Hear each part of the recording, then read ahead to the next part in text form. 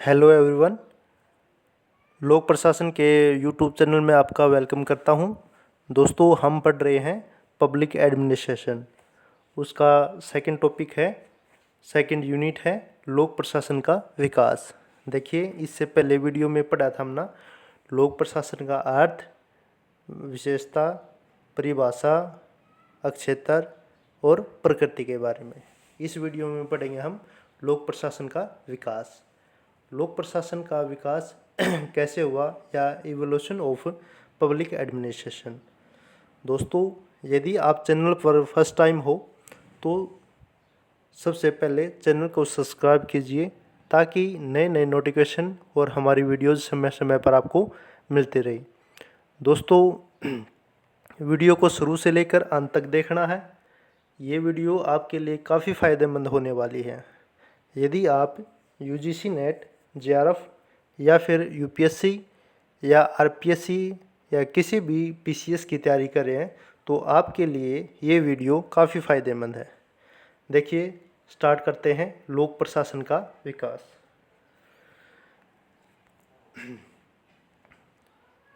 लोक प्रशासन विकास को निम्नलिखित 5 चरणों में विभाजित कर सकते हैं। देखिए, ये 5 चरण है दोस्तों जिसमें लोक प्रशासन का विकास हुआ। ठीक है, ये आपने याद रखने हैं, ये टाइम भी और ये कौन से चरण में किस चीज़ का विकास हुआ। देखिए, बात करें प्रथम चरण की। पहले चरण की जो सीमा थी यानी कि समय थे, अवधि थी, वो थी 1887 से लेकर 1926 तक। 1887 से लेकर 1926 तक। इसमें इस काल को क्या कहा जाता है? लोक प्रशासन का जन्म तथा राजनीतिक प्रशासन द्विविभाजन। प्रथम चरण में लोक प्रशासन का जन्म हुआ तथा राजनीतिक प्रशासन द्विविभाजन हुआ। पहला काल था 1887 से 1926 तक। दूसरा चरण था 1927 से लेकर 1937 तक, यानी कि 10 वर्षों का। इसमें इसे सिद्धांतों का श्रवण काल भी कहा जाता है, क्योंकि इसमें सिद्धांतों का निर्माण हुआ था दोस्तों। जो सेकंड चरण था, पहले जन्म हुआ, फिर सिद्धांत बने, और फिर जो तीसरा काल था 1938 से 1947, ये था आपका 9 वर्षों का। ठीक है, इसमें क्या हुआ? सिद्धांत बन गए, अब उनकी आलोचना भी होनी थी। आलोचनाएं हुई और उन सिद्धांतों को चुनौतियां दी गई। आलोचनाएं चुनौतियों का काल कहा जाता है तीसरे काल को, जो कि 1938 से लेकर 1947 तक है। फिर चतुर्थ काल 1948 से लेकर 1970 तक, यानी कि 22 वर्षों का चौथा काल था, जिसे कहा जाता है स्वरूप की संकटावस्था, यानी कि पहचान की अवस्था। इसे अपनी पहचान चाहिए थी लोक प्रशासन को, तो इसका जो स्वरूप कैसा है उसके ऊपर संकट छाया हुआ था, तो ये था संकट का काल। और फिर है दोस्तों पंचम अवस्था है 1971 से लेकर अब तक। 1971 से लेकर अब तक, जिसे अंतर्विषय या परिपक्वता का काल कहते हैं। परिपक्वता होते हैं मेच्योरिटी, यानी कि पकने का काल। ठीक है, तो ये है दोस्तों लोक प्रशासन के 5 चरण। तो पढ़ते हैं एक एक चरण के बारे में। सबसे पहले पढ़ेंगे प्रथम चरण, जो कि लोक प्रशासन का जन्म तथा राजनीतिक प्रशासन द्विविभाजन है। ठीक है, इसमें से कुछ छोटे छोटे क्वेश्चन बहुत बढ़ेंगे दोस्तों। इम्पोर्टेंट काल है, तो आप इसे कॉपी पेन में लिख भी सकते हैं। मैं आपको बिल्कुल आसान और सिंपल शब्दों में बताऊंगा कि लोक प्रशासन के फर्स्ट चरण में क्या हुआ। फर्स्ट स्टेप 1987 से 1926 तक। देखिए, पहला चरण लोक प्रशासन का जन्म तथा राजनीतिक प्रशासन द्विविभाजन का जो काल है, इसमें लोक प्रशासन की शैक्षिक यात्रा की शुरुआत हुई, और वो हुई 1887 में मानी जाती है, जैसा कि आपको दिख रहा है 1887 से 1926 तक। इस वर्ष संयुक्त राज्य अमेरिका के यूएसए के प्रिंसटन विश्वविद्यालय, ये यूनिवर्सिटी है, प्रिंसटन यूनिवर्सिटी में राजनीतिक विज्ञान के प्राध्यापक, ये प्रोफेसर से वुड्रो विल्सन, इन्होंने पॉलिटिकल साइंस क्वार्टरला, ये एक नामक शैक्षिक पत्रिका में एक वो लेख लिखा था, द स्टडी ऑफ एडमिनिस्ट्रेशन, यानी कि प्रशासन का अध्ययन नामक एक लेख लिखा था। किसने? वुड्रो विल्सन ने, जो कि प्रिंसटन यूनिवर्सिटी में राजनीतिक विज्ञान के, पॉलिटिकल साइंस के प्रोफेसर थे। फिर फिर भाई वुड्रो विल्सन ने 1910 में न्यू जर्सी के गवर्नर और सन 1912 से लेकर 1920 तक अमेरिका के राष्ट्रपति भी रहे। अमेरिका के राष्ट्रपति भी रहे वुड्रो विल्सन, न्यू जर्सी के गवर्नर भी रहे। ये न्यू जर्सी एक प्रांत है, ठीक है। फिर है नेक्स्ट है, विल्सन ने अपने लेख में प्रशासन को विज्ञान माना। क्या माना? प्रशासन को विज्ञान। ये क्वेश्चन पूछा जा सकता है कि वुड्रो विल्सन ने प्रशासन को क्या माना? कला माना, विज्ञान माना, या दोनों माना, या कोई नहीं? तो क्या माना? प्रशासन को विज्ञान माना। और इसको विज्ञान मानते हुए इसके विविध पक्षों की व्याख्या प्रस्तुत की। इस लेख में लोक प्रशासन के जन्मदाता वुड्रो विल्सन थे। कौन थे? लोक प्रशासन के जन्मदाता किसको कहा जाता दोस्तों? वुड्रो विल्सन को। वुड्रो विल्सन ने राजनीति तथा प्रशासन का द्विविभाजन करते हुए लिखा, एक संविधान की रचना करना सरल है। एक संविधान की रचना करना सरल है, किंतु इसे चलाना बहुत कठिन। संविधान की रचना तो की जा सकती है, लेकिन चलाना इसको बहुत ही मुश्किल है। ये कहा था वुड्रो विल्सन ने। उन्होंने चलाने यानी कि प्रशासन के क्षेत्र पर अध्ययन पर बल दिया। किस पर बल दिया? चलाने पर बल दिया, यानी कि प्रशासन के क्षेत्र के अध्ययन पर बल दिया। राजनीतिज्ञों द्वारा निर्मित संविधान, कानून और नीतियों का संचालन प्रशासन करता है, अतः इसके सिद्धांतों तथा कार्यक्रम का प्रथम अध्ययन होना चाहिए। यह विल्सन की मूल मान्यता थी। वुड्रो विल्सन ने इस लेख में शैक्षिक जगत में उत्साह का संचार किया, क्योंकि लूट प्रणाली को समाप्त कर योग्यता आधारित प्रणाली के लिए पेंडलटन अधिनियम 1883 उस समय काफ़ी चर्चित था। देखिए अमेरिका में ये जो लूट प्रणाली है, यह क्या होती है? कोई भी राष्ट्रपति आता है, वो आने के बाद अपने ही उम्मीदवारों को, यानी कि अपने जान पहचान वालों को ही नौकरी पर लगाता है, भर्ती करता है। ये है लूट प्रणाली, ठीक है। इसको समाप्त कर योग्यता आधारित पर, ठीक है, मेरिट सिस्टम पर भर्ती के लिए एक अधिनियम था, पेंडलटन अधिनियम 1883। उस समय बहुत चर्चित था। तथा बुद्धिजीवी वर्ग यह मान रहा था कि प्रशासनिक सच्चरित्रता तथा कुशलता की स्थापना के लिए प्रशासन में राजनीति का हस्तक्षेप कम होना चाहिए। भाई राजनीतिक ये मान रहे थे, बुद्धिजीवी ये मान रहे थे, भाई प्रशासन में कुशलता के लिए राजनीति का हस्तक्षेप होना बहुत कम होना चाहिए। इसी कारण प्रोफेसर वाल्डो ने वुड्रो विल्सन को शास्त्र के रूप में लोक प्रशासन का जन्मदाता कहा। लोक प्रशासन का जन्मदाता वुड्रो विल्सन को किसने कहा? ये कहा था दोस्तों प्रोफेसर वाल्डो ने। अमेरिकी लोक प्रशासन का जनक किसे कहा जाता है? ये है फ्रैंक जे गुडनाउ। Frank J गुडनाउ। दोस्तों पूछा जा सकता है कि लोक प्रशासन का पिता किसे कहा जाता है? ये कहा जाता है किसको? वुड्रो विल्सन को। और अमेरिकी लोक प्रशासन का जनक ये फ्रैंक जे गुडनाउ को माना जाता है, ठीक है। ये आपको याद रखना है, नोट डाउन करना है, ठीक है। चलते हैं नेक्स्ट पे। देखिए सन 1900 में कोलंबिया विश्वविद्यालय के प्राध्यापक फ्रैंक जे गुडनाउ ने पॉलिटिकल एंड एडमिनिस्ट्रेशन राजनीति और तथा प्रशासन नामक पुस्तक लिखी। 1900 में क्या लिखा? कोलंबिया यूनिवर्सिटी के प्रोफेसर थे फ्रैंक जे गुडनाउ। इन्होंने क्या लिखा? Political and administration. कोलंबिया कहाँ है? ये अमेरिका में है। और अमेरिका के जो लोक प्रशासन के पिता ये फ्रैंक जे गुडनाव को माना जाता। इन्होंने एक पुस्तक लिखी थी पॉलिटिकल एंड एडमिनिस्ट्रेशन, यानी कि राजनीति तथा प्रशासन नामक पुस्तक लिखी थी, जिसमें उन्होंने वुड्रो विल्सन की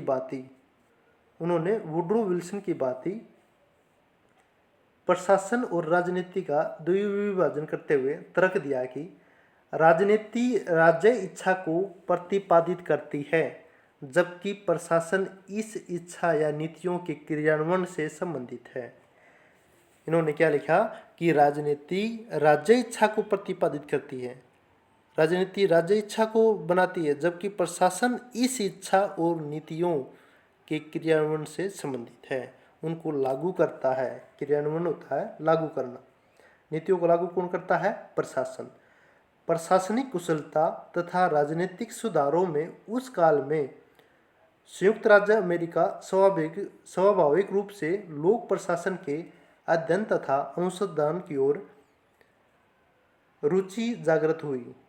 ठीक है, क्या हुई?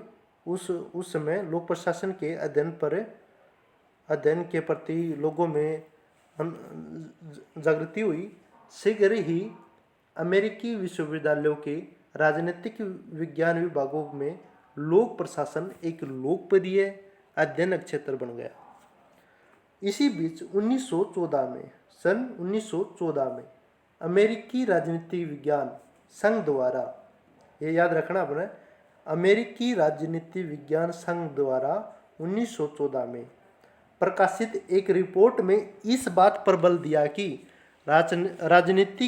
राजनीति विज्ञान के अध्ययन का एक लक्ष्य यह भी है कि सरकार में कार्य करते हुए दक्ष व्यक्तियों की पूर्ति की जाए। सरकार में कार्य करने हेतु दक्ष यानी कि सक्षम कुशल व्यक्तियों की पूर्ति की जाए। सन 1926 में लोक प्रशासन की प्रथम टेक्स्ट बुक थी, वो प्रकाशित हुई। देखिए, ये आपने याद रखना है, लोक प्रशासन की प्रथम टेक्स्ट बुक यानी कि पाठ्य पुस्तक कब प्रकाशित हुई? 1926 में, जिसका नाम था introduction to the study of public administration. पहली की पुस्तक का क्या नाम था दोस्तों? Introduction to the study of public administration, यानी कि लोक प्रशासन के अध्ययन की प्रवेशिका, ये उस पुस्तक का नाम था। नामक यह पुस्तक L.D. वाइट द्वारा लिखी गई थी। किसने लिखी थी? पहली पुस्तक 1926 में लिखी L.D. वाइट ने, जिसमें लोक प्रशासन को सार्वजनिक नीतियों को क्रियान्वित करने वाली व्यवस्था बताया, जो आधुनिक शासन व्यवस्थाओं का केंद्र बिंदु है। वाइट ने भी विल्सन तथा गुडनाव की भांति राजनीति तथा प्रशासन को अलग अलग करार दिया। वाइट ने भी क्या किया? जिस तरह विल्सन और गुडनाव ने राजनीति और प्रशासन को अलग अलग माना था ना, उसी तरह वाइट ने भी इसे अलग माना। उनकी दृष्टि में लोक प्रशासन का कार्य राजनीतिज्ञों द्वारा निर्मित नीतियों को क्रियान्वित करना तथा दक्षता को प्राप्त करना है। लोक प्रशासन विषय का प्रथम चरण इसके जन्म राजनीतिक प्रशासन द्विविभाजन के लिए जाना जाता है। इसी समय टेलरवाद का प्रसार हुआ। देखिए, कंप्लीट पढ़ते हैं भाई। पहला चरण समझते हैं। कुछ नहीं है। पहला चरण में क्या है? सबसे पहले पहला चरण कब से है? 1887 से लेकर 1926 तक है। इसे लोक प्रशासन का जन्म तथा राजनीतिक प्रशासन द्विविभाजन के नाम से जानते हैं। ठीक है, इसकी शुरुआत 1887 में मानी गई है। और इसी वर्ष यानी कि 1887 में क्या हुआ था, एक USA की जो प्रिंसटन यूनिवर्सिटी थी, उसके राजनीतिक विज्ञान के प्रोफेसर थे वुड्रो विल्सन। उन्होंने अपना एक लेख लिखा था, द स्टडी ऑफ एडमिनिस्ट्रेशन। क्या लिखा था? द स्टडी ऑफ एडमिनिस्ट्रेशन लिखा था। ये बात आपको याद रखनी है। भाई वुडरो विल्सन कौन थे? वुडरो विल्सन थे वुडरो विल्सन थे अमेरिका के ये राष्ट्रपति भी रहे हैं और ये न्यू जर्सी के गवर्नर भी रहे हैं। ठीक है, तो इन्होंने लेख लिखा था।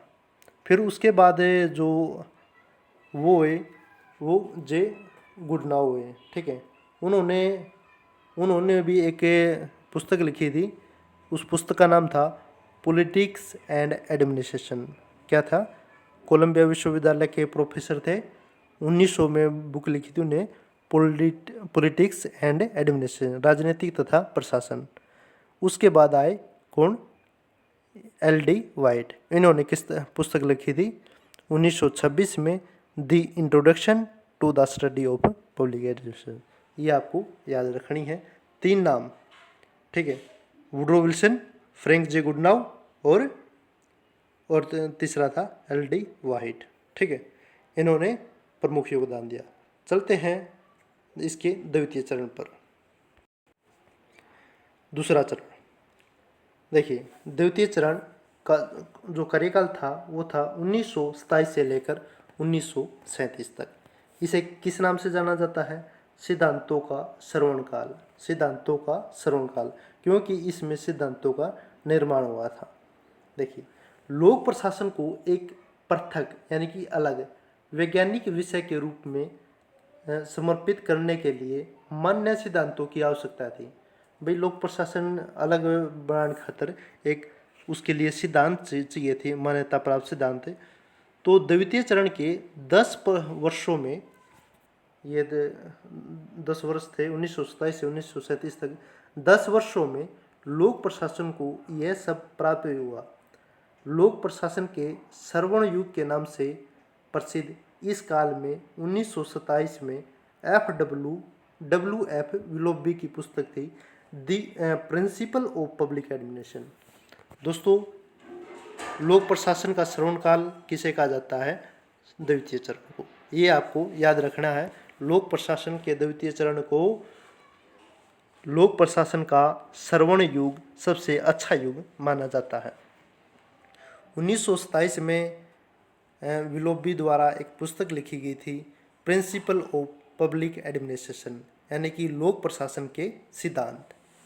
एक पुस्तक लिखी थी, लोक प्रशासन के सिद्धांत। यह प्रकाशित हुई। लोक प्रशासन को विज्ञान मानते हुए विलोबी इस बात पर बहुत बल देते थे कि प्रशासन के भी सिद्धांत तथा नियम हैं। प्रशासन के सिद्धांत भी हैं और प्रिंसिपल भी हैं और रूल भी हैं, जिन्हें भली प्रकार से क्रियान्वित करके लोक प्रशासन में सुधार लाया जा सकता है। सन 1939 में मुन्ने और रैली, ये याद रखना है, इम्पोर्टेंट नेम है ये भी, मुन्ने और एवं रैली की प्रिंसिपल ऑफ ऑर्गेनाइजेशन, संगठन के सिद्धांत नामक पुस्तक प्रकाशित हुई। यह पुस्तक 1930 में ऑनवर्ड इंडस्ट्री के नाम से प्रकाशित हुई थी। ठीक है, किस नाम से? ऑनवर्ड इंडस्ट्री के नाम से प्रकाशित हुई थी। क्या? संगठन के सिद्धांत। हेनरी फ्योल ने की सन 1916 में फ्रेंच में लिखी गई थी तथा 1929 में अंग्रेजी में इंडस्ट्रियल एंड जर्नल मैनेजमेंट, औद्योगिक एवं सामान्य प्रबंध, तथा 1929 में MP फोलेट की थी, क्रिएटिव एक्सपीरियंस, सृजनात्मक अनुभव। ये प्रकाशित हुई थी। ये मुख्य किताबें थी दोस्तों। 32 प्रशासनिक सिद्धांत एवं विचार सन 1937 में लूथर गुलिक एवं एल उर्विक। ये याद रखना बहुत इंपॉर्टेंट है। प्रशासनिक 1937 में लूथर गुलिक एवं एल उर्विक ने एक ग्रंथ संपादित किया जिसका नाम था पेपर्स ऑन साइंस। किसका था? Papers on science of administration, प्रशासन विज्ञान पर लेख। ये लिखा था लूथर गुलिक और एल उर्विक ने। दोस्तों, ये क्वेश्चन आपसे पूछा जा सकता है हर बार UGC नेट में और यूपीएससी में हर बार पूछे जाते हैं ये क्वेश्चन कि पुस्तकों से और लेख से, ये लेख किसका है, ठीक है, कब संपादित हुआ, इसके लेखक कौन है, लूथर गुलिक ने कौन सा लेख लिखा, ठीक है, ये आपको याद रखना है। Papers on science of administration, प्रशासन विज्ञान पर लेख किसने लिखा था, ये लिखा था लूथर गुलिक एवं एल उर्विक ने। लूथर गुलिक द्वारा पोस्टकॉर्प दृष्टिकोण प्रशासनिक कृत्यों की व्याख्या का आधार बन गया। लोक प्रशासन ने संबंधित सिद्धांतों की व्याख्या तथा साहित्य निर्माण के लिए यह काल याद किया जाता है, ठीक है। तो ये था दोस्तों आपका द्वितीय चरण, ठीक है। देखिए द्वितीय चरण में मोटी मोटी बातें बता देता हूँ मैं आपको, इम्पोर्टेंट बातें। सबसे पहला एक बात तो ये है कि भाई ये इन 10 वर्षों क्या कहा जाता है, श्रवण युग। लोक प्रशासन का श्रवण युग किसे कहा जाता है, इसे द्वितीय चरण को, ठीक है। द्वितीय चरण में क्या हुआ था, सिद्धांतों का कार्यकाल हुआ था, सिद्धांतों का निर्माण हुआ था। तो इसमें 3-4 पुस्तकें लिखी गई थी। एक तो 1927 में, 1927 से 37 तक है, तो 1927 में विलोबी की एक पुस्तक आई थी, प्रिंसिपल ऑफ पब्लिक एडमिनिस्ट्रेशन, लोक प्रशासन के सिद्धांत नामक एक किताब आई थी। कब, 1927 में विलोबी की। फिर भाई 1939 में मुन्ने एवं रेली की पुस्तक थी, संगठन के सिद्धांत, प्रिंसिपल ऑफ ऑर्गेनाइजेशन। और फिर 1929 में MP फोलेट की वो थी, औद्योगिक एवं सामान्य प्रबंध, ठीक है। ये थे वो दोस्तों मेन इसमें बातें। चलते हैं नेक्स्ट सिद्धांत पर, नेक्स्ट चरण पर। तीसरा चरण देखिए, तीसरा चरण था जो उसका समय था 1938 से लेकर 1947 तक। इसमें क्या हुआ, सिद्धांतों की क्या हुई, आलोचना हुई और उनको चुनौती दी, ठीक है। पहले में क्या हुआ था, जन्म हुआ, फिर उसमें सिद्धांतों का निर्माण हुआ, और फिर तीसरे में आलोचनाएं हुई और चुनौतियाँ हुई। देखिए प्रशासन से संबंधित सिद्धांतों को लोकप्रियता के बावजूद गंभीर चुनौतियों तथा आलोचनाओं का शिकार होना पड़ेगा, यह अनुमान किसी को नहीं था। सन 1938 में चेस्टर इरविंग बर्नार्ड, ठीक है, CI बर्नार्ड की पुस्तक द फंक्शन ऑफ एग्जीक्यूटिव, ये थी कार्यपालिका के कार्य, प्रकाशित हुई। इसे किसी भी कार्यकर्ता अनुभवी प्रशासनिक अधिकारी द्वारा प्रबंध एवं संगठन पर लिखी गई सर्वाधिक विचारोत्तम पुस्तक माना जाता है। सबसे इम्पोर्टेंट पुस्तक किसे माना जाता है, 1938 में CI बर्नार्ड द्वारा कार्यपालिका के कार्य, ठीक है, द फंक्शंस ऑफ एग्जीक्यूटिव, या किसी भी कार्यरत अनुभवी प्रशासनिक अधिकारी द्वारा प्रबंध एवं संगठन पर लिखी गई पुस्तक थी। लेकिन बर्नार्ड ने एक अनुभवी प्रशासक होते हुए भी इस पुस्तक में किसी प्रशासनिक सिद्धांत का वर्णन नहीं किया। उन्होंने किसी भी सिद्धांत का वर्णन नहीं किया अपनी पुस्तक में। इससे लोक प्रशासन के विद्वानों और अध्येताओं को निराशा हुई। भाई इतना बड़ा अनुभवी विद्वान है, इन्होंने किसी भी सिद्धांत का बात नहीं किया अपनी पुस्तक में। फिर देखिए लोक प्रशासन की सबसे बड़ी चुनौती हर्बर्ट साइमन, ये बहुत बड़ा नाम दोस्तों, इनके 1946 में प्रकाशित एक लेख द्वारा मिली। सबसे बड़ी चुनौती थी वो किसने दी, हर्बर्ट साइमन ने। कब, 1946 में अपना एक लेख लिखा। इस लेख में उन्होंने लोक प्रशासन के सिद्धांतों का उपहास करते हुए, यानी कि आलोचना करते हुए, उन्हें क्या कहा, प्रोवर्ब्स यानी कि लोकोक्तियाँ की संज्ञा दी, ठीक है। क्या की संज्ञा दी, लोकोक्तियाँ, ठीक है, समझते होगे ना, इंग्लिश में बोलते जिसे प्रोवर्ब्स, उसकी संज्ञा दी। इन्होंने क्या कहा, इन्होंने कहा कि साइमन के अनुसार प्रत्येक प्रशासनिक सिद्धांत को सरलता से काटा जा सकता है। साइमन के अनुसार प्रत्येक प्रशासनिक सिद्धांत को सरलता से काटा जा सकता है, यानी कि उदाहरण के लिए आदेश की एकता है, ठीक है, कार्य विभाजन है, नियंत्रण का क्षेत्र है। ये क्या है, ये प्रशासन के, ये लोक प्रशासन के सिद्धांत है। ठीक है, तो इन्हीं सिद्धांतों को संदिग्ध और कोरे मुहावरे कहा है इन्होंने। ठीक है, अगर भाई ये मुहावरे हैं, ये कुछ नहीं है। साइमन ने प्रत्येक मुहावरे के विरोधी मुहावरे को प्रस्तुत कर एक बारगी लोक प्रशासन के विद्वानों को स्तब्ध कर दिया। साइमन के अनुसार ये सिद्धांत मनुष्यों के रहने लायक मकान निर्मित करने की अपेक्षा क्रम में लगी। क्या कहा लोग, साइमन ने क्या कहा, उन्होंने कहा कि ये सिद्धांत मनुष्यों के रहने लायक मकान निर्मित करने की अपेक्षा क्रम में लगी छोटी छोटी गुमटियों की श्रृंखला ही दिखाई देती है। भाई जिस तरह छोटी छोटी झोपड़ियाँ, छोटे छोटे घर होते हैं ना लगातार, तो उन्होंने, साइमन ने ये कहा कि भाई ये उन्हीं की तरह लगती है।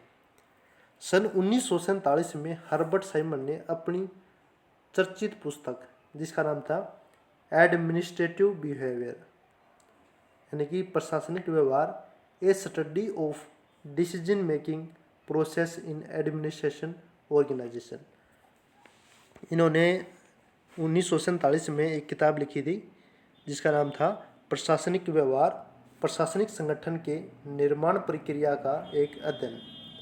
ये इनकी बहुत चर्चित पुस्तक थी। इसमें क्या कहा, निर्णय प्रक्रिया के विश्लेषण पर साइमन के योगदान को देखते हुए सन 1978 में नोबेल पुरस्कार प्रदान किया गया। 1978 में नोबेल पुरस्कार क्यों मिला इनको, क्योंकि इन्होंने यह पुस्तक लिखी थी प्रशासनिक व्यवहार, इसमें निर्णय प्रक्रिया के विश्लेषण पर योगदान दिया था। ठीक है, डिसीजन मेकिंग पर बात की थी, तो इसी पुस्तक पर इन्होंने नोबेल पुरस्कार मिला।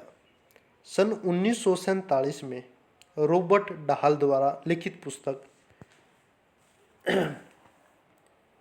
में यह सिद्ध किया गया कि लोक प्रशासन विज्ञान नहीं है। रॉबर्ट डाहल ने क्या कहा, अगर भाई लोक प्रशासन विज्ञान नहीं है तथा सिद्धांतों की खोज में यह विषय 3 प्रमुख बाधाओं से घिरा हुआ है। यह सिद्धांत 3 बाधाओं से घिरा हुआ है। पहली क्या है, पहली विज्ञान मूल्य निरपेक्ष होता है। अगर जो साइंस की वैल्यू होती है, ठीक है, मूल्य निरपेक्ष होता है, जबकि लोक प्रशासन में मूल्यों की बाहुल्यता है। ठीक है, लोक प्रशासन में मूल्य बहुत ज़्यादा है। दूसरा बताया मानव व्यवहार की जटिलताएं तथा विभिन्नताएं बाधक बनती हैं। और तीसरी बताई सामाजिक ढांचा तथा परिवेश जिसमें लोक प्रशासन कार्य करता है स्वयं एक बाधा है। इन्होंने क्या बताया, रॉबर्ट डाहल ने भाई तीन चुनौती बताई। पहला, विज्ञान मूल्य निरपेक्ष होता है जबकि लोक प्रशासन में मूल्य बहुत ज़्यादा है। दूसरी बताई मानव व्यवहार की जटिलताएं तथा विभिन्नताएं बाधक बनती हैं, मानव व्यवहार। और तीसरी चुनौती थी वो है सामाजिक ढांचा तथा परिवेश जिसमें लोक प्रशासन कार्य करता है स्वयं एक बाधा है। ये बताए थे रॉबर्ट डाहल के इस लेख एवं विचार में से लोक प्रशासन को स्वतंत्र विज्ञान मानने के प्रयासों को ठेस लगी। भाई जो भी लोक प्रशासन को विज्ञान मानते थे उनको एक बड़ा झटका लग गया। इसी समय 1946-47 में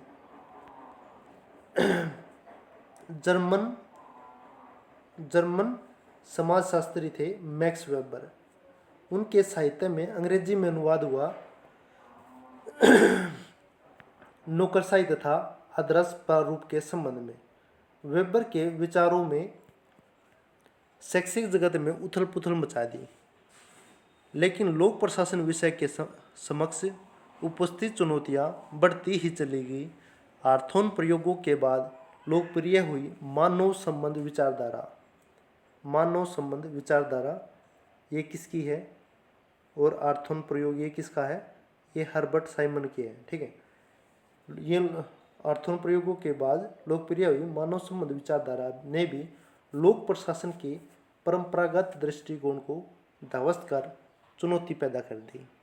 ठीक है, ये था दोस्तों इसका तीसरा चरण। ठीक है, पढ़ते हैं इसके मुख्य बिंदुओं को। देखिए, तीसरा चरण जो कि 1938 से लेकर 1947 तक है, ये किसका है? आलोचनाओं का और चुनौतियों का। ठीक है, इसमें सबसे पहले 1938 में एक पुस्तक लिखी गई थी, किसके द्वारा? CI बर्नार्ड की पुस्तक थी, द फंक्शन ऑफ एग्जीक्यूटिव, यानी कि कार्यपालिका के कार्य। सबसे पहले ये लिखी गई थी। ठीक है, उसमें उन्होंने क्या लिखा था भाई? सिद्धांतों का वर्णन नहीं किया गया उसमें। बड़ा अनुभवी लेखक था लेकिन सिद्धांतों का वर्णन नहीं किया। ठीक है, फिर भाई आया हर्बर्ट साइमन। सबसे बड़ी चुनौती 1946 में हर्बर्ट साइमन ने दी थी। उन्होंने क्या कहा था कि भाई ये जो लोक प्रशासन के जो सिद्धांत है ना, ये केवल लोकोक्तियाँ हैं, मुहावरे हैं, प्रोवर्ब हैं, ये और कुछ नहीं है। उन्होंने ये कहा था वे जो जैसे आदेश की एकता है, कार्य विभाजन है, नियंत्रण का क्षेत्र है, ये क्या है? ये सिर्फ कोरे मुहावरे हैं और कुछ नहीं है। ठीक है, ये साइमन ने कहा था। और इनकी एक पुस्तक आई थी 1947 में। ठीक है, 1947 में एक पुस्तक आई थी जिसका नाम था प्रशासनिक व्यवहार, प्रशासनिक संगठन में निर्णय प्रक्रिया का एक अध्ययन, यानी कि डिसीजन मेकिंग पर एक पुस्तक आई थी, एडमिनिस्ट्रेटिव बिहेवियर। ठीक है, ये याद रखनी है अपने। पर इसी के कारण इनको नोबेल पुरस्कार भी मिला था। फिर भाई 1947 में रॉबर्ट डाल था, इन्हें एक लेख लिखा था और उसमें इन्होंने इसको विज्ञान मानने से बिल्कुल मना कर दिया था, अगर भैया विज्ञान नहीं है। ठीक है, तो ये थी दोस्तों लोक प्रशासन का तीसरा चरण जो कि चुनौतियों का चरण था। फिर चौथा चरण आता है आपका लोक प्रशासन का चौथा चरण था 1948 से लेकर 1970 तक। यह स्वरूप का संकटावस्था थी, इसने अपनी पहचान बनानी थी लोक प्रशासन ने, तो ये थी इसका चौथा चरण। लोक प्रशासन का यह चरण संकटावस्था के नाम से जाना जाता है, यानी कि क्राइसिस ऑफ आइडेंटिटी।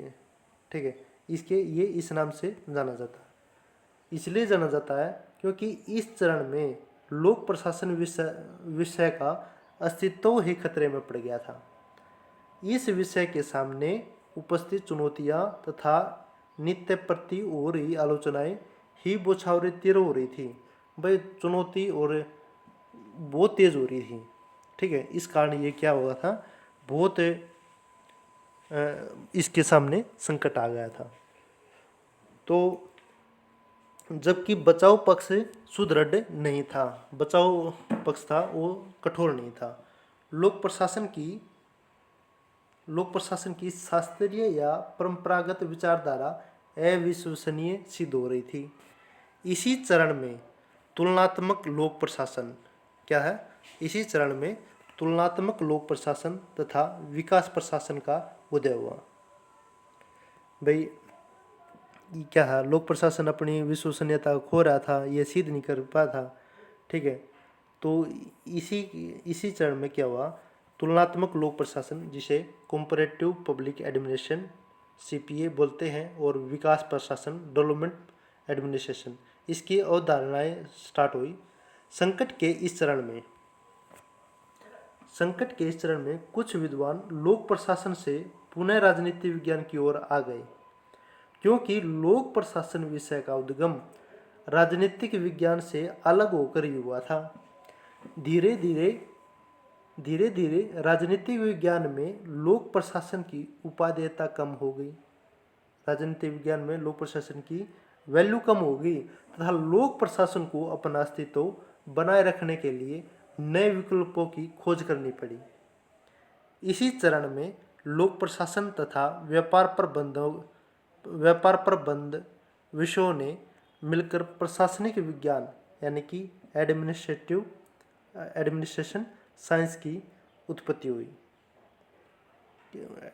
प्रशासनिक विज्ञान की तरफ कदम बढ़ाने पड़े, तो इसी ऐसी मान्यता विकसित हुई कि प्रशासन तो प्रशासन है, चाहे सरकारी कार्यालय में हो चलाया जाए, चाहे निजी फैक्ट्री में चलाया जाए, चाहे कितने भी कहीं भी चलाया जाए, ये प्रशासन तो प्रशासन है। ये विचारधारा इसमें आई थी।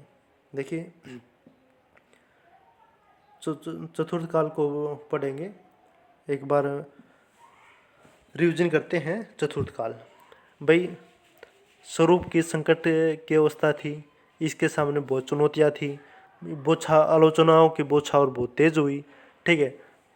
बचाव पक्ष सुदृढ़ नहीं था, तो इसी कारण तुलनात्मक लोक प्रशासन और विकास प्रशासन का जन्म हुआ, ठीक है। तो इसमें क्या बना, प्रशासन को जो लोक प्रशासन के चिंतक थे, वो थे विद्वान थे, वो धीरे धीरे राजनीति विज्ञान की तरफ जाने लगे। लोक प्रशासन की वैल्यू कम हो गई, प्रशासन को केवल प्रशासन मानने लगे।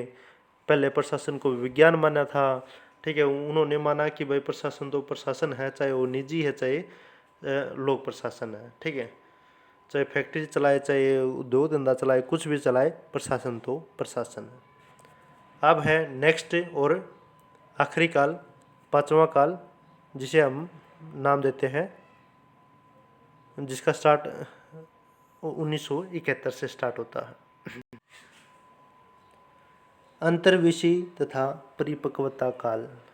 देखिए दोस्तों, हम लोक प्रशासन के सभी चैप्टर को, जो भी लोक प्रशासन का विकास है, वह अवधारणाएं हैं, सिद्धांत है, संगठन के सिद्धांत हैं, ठीक है, टोटली पब्लिक एडमिनिस्ट्रेशन पढ़ेंगे इस चैनल पर, और कुछ बातें नहीं करेंगे। लोक प्रशासन तथा भारतीय शासन को हम इस उस पर पढ़ेंगे। दोस्तों, आपको वीडियो कैसी लग रही है ये कमेंट बॉक्स में ज़रूर बताना, और अच्छी लग रही है तो दोस्तों हौसला बढ़ाने के लिए एक बार लाइक ज़रूर कर देना, ठीक है। आपका लाइक से कुछ नहीं घटेगा, लेकिन मुझे ये होगा भी हाँ भाई लोग लाइक दे रहे हैं, वीडियो को पसंद कर रहे हैं, ठीक है। तो दोस्तों, और यदि चैनल पर फर्स्ट टाइम हो तो चैनल को प्लीज़ सब्सक्राइब भी ज़रूर करना, और अच्छी लगे तो अपने दोस्तों को जो लोक प्रशासन की तैयारी कर रहे हैं उनको भी भेजना। तो पांचवा चरण था अंतर्विषय एवं परिपक्वता का काल। चतुर्थ चरण ने लोक प्रशासन को हिला दिया था। क्यों? क्योंकि भाई संकट की अवस्था थी वो। यह एक वरदान ही सिद्ध हुआ। चुनौतियों के से मनुष्य महान होता है, शास्त्र भी ऊंचे होते हैं, यही लोक प्रशासन में हुआ। इसकी सर्वांगीण उन्नति हुई।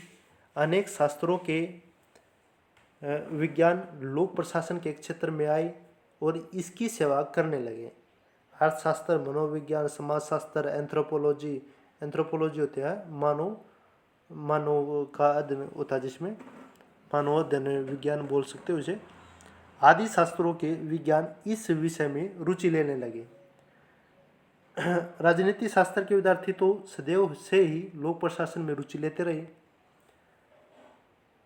इन सब के प्रयत्नों के फलस्वरूप लोक प्रशासन एक इंटरडिसिप्लिनरी बन गया।